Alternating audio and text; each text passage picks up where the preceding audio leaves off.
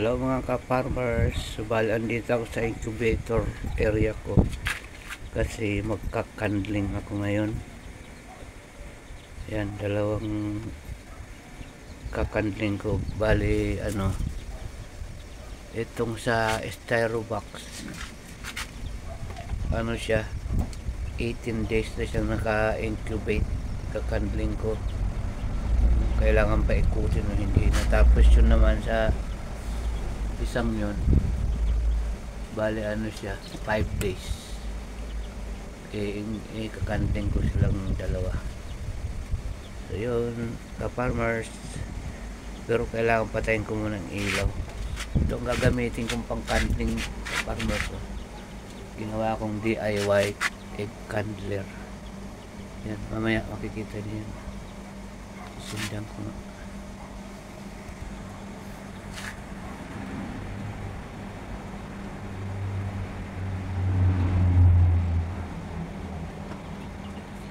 So bali yan ang gagamitin kong pang candler. Ginawa ko DIY egg candler. So yun, kitang kitang dyan kung fertile o hindi. So ihanda ko muna yung ika-candler ko.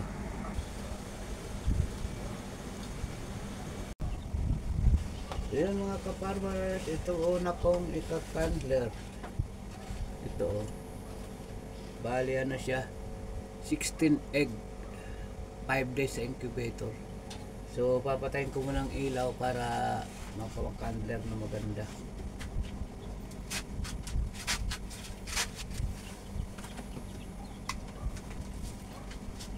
Ito na ka-farmers, una. Ayan siya ayan fertile siya Ayan, kita nyo yan pag maitim na ganyan, may itim. Fertile isa.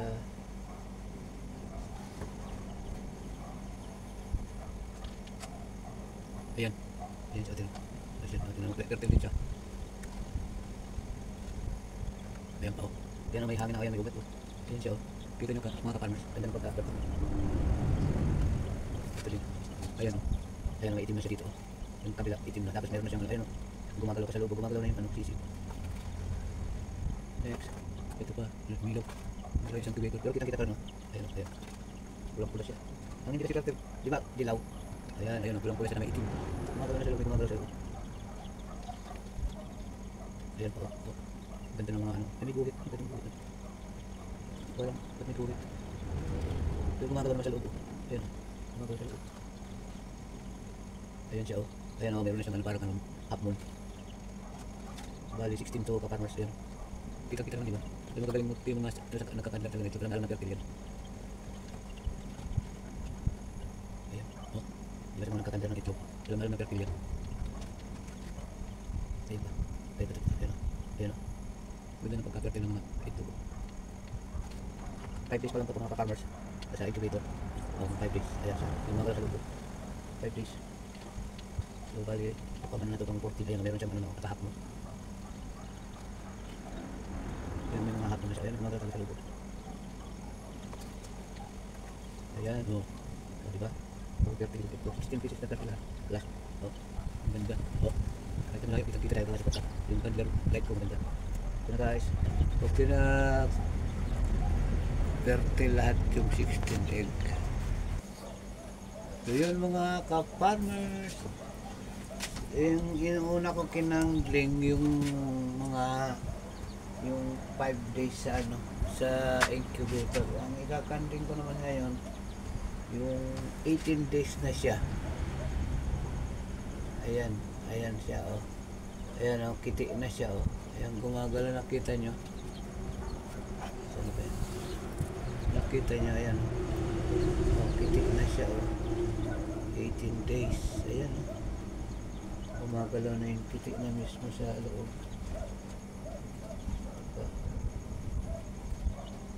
Ayan so hindi ko na iikot to, hindi ko na kailangan iikot to. Huling galaw na to hanggang mahats. Ayan huling galaw na to hanggang mahats. May laman lahat Yan, gumagalaw yung kiti sa loob.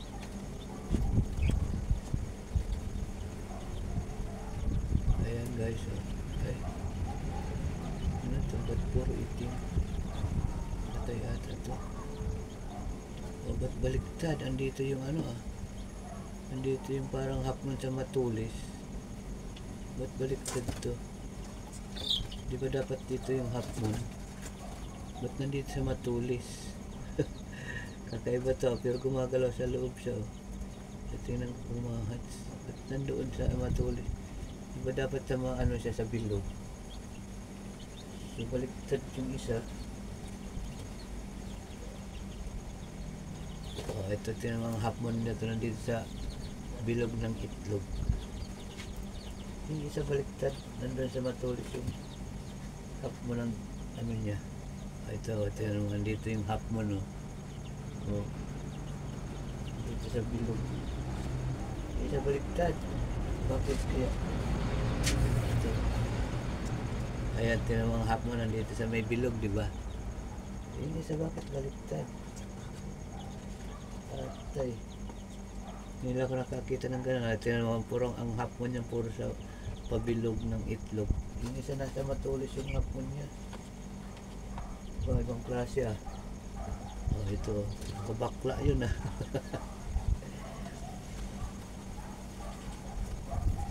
Ayan tingnan mo. Ayan ang hapon niya nandyan sa bilog ng itlog. Itim na siya gumagalaw ng ano 2 days na lang mga ka-farmers mag-hatch na to. Ayan nandito ang hapon bakit yun talagang hindi ko na ulitin baka mamatay. Ito tingnan mga hapon na sa bilog ng itlog.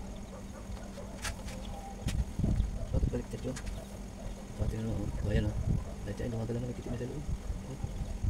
Ayan talagang ano to 18 days na kasi dito sa incubator talagang kitin na siya sa loob ayan sana ma-hatch lahat ulit dahil ang first batch ko ayan first batch ko kasi 17 hindi fertile yung dalawa.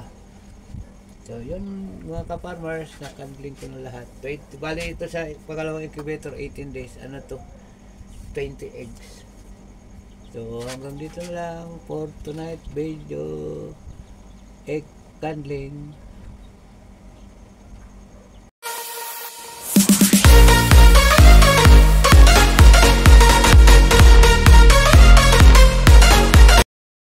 Ayan guys, ito ibabaw na lang ang kulang guys, tapos yun dyan pinapatuyo ko pa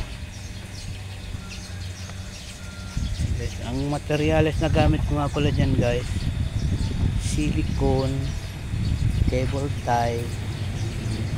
Yung binili ko lang dyan guys yung cable tie, yung silicone galing Saudi yun tapos yung kulay orange na yun galing Saudi rin yan inuwi ko yung galing Saudi. Tapos yan sa gitna na yan galing Saudi rin yan.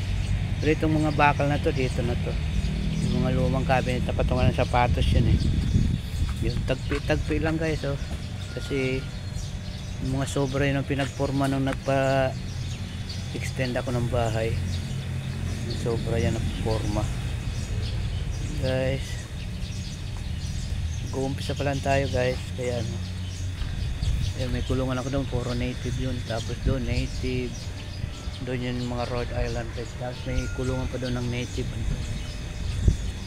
puro orange ang gamit ko dito yan, ito yung nangingitlog guys may naka-incubate ako 17 ito nabili ko na to malaki na yan magkaiba ang egg nila yung isa ito mahaba ang egg malaki yung bilog na bilog ang egg nun pero maliit laki ng Rhode Island Red ko laki ng lalaki sipag ang breeding may itlog doon na isa guys yan natin may isang itlog doon kunin ko mamaya lalagay ko ulit sa rep. Meron naman ko guys nakaabang 16 pang 17 na yan mamaya mangingitlog pa yan isang malaking mangitlog. Tapos ito nga yung tatlo kong Rhode Island Sampu to guys, namatayan ako, namatay lahat. Hindi pa ako marunong mag-alaga dati. Yan, 3 na lang natira. Rhode Island Red, hindi siya mahogany.